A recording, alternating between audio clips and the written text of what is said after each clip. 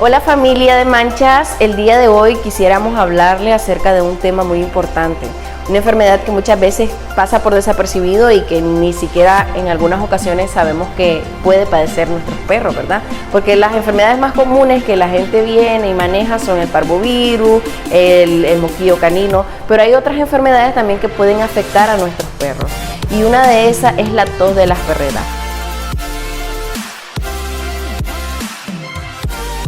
Una enfermedad que es una combinación entre problemas virales y problemas bacterianos.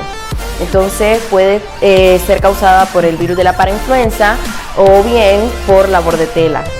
Entonces esta enfermedad de pronto aparece en nuestros perros, es de alta diseminación.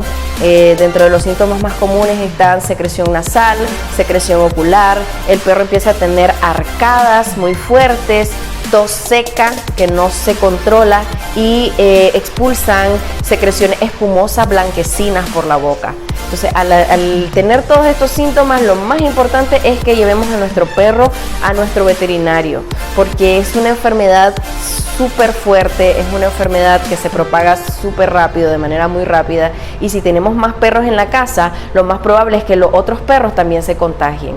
Ahora se le puede dar un tratamiento sintomático y la mejor manera de prevenirla es a través de la vacunación.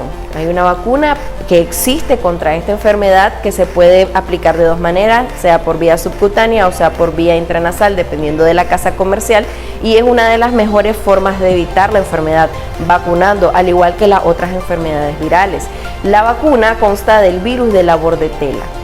Entonces de esta manera evitamos que nuestro perro se enferme, pero si nuestro perro se enferma, entonces como les decía anteriormente, lo ideal es llevarlo al veterinario y que se le dé tratamiento sintomático. El veterinario va a escoger el tratamiento más adecuado de acuerdo a los síntomas que su perro presente. Entonces, es muy importante, como recomendación, nosotros les decimos que realicen la vacunación de su perro contra esta enfermedad, que es una enfermedad de alta propagación y que puede ocasionar pues muchos problemas para su perrito.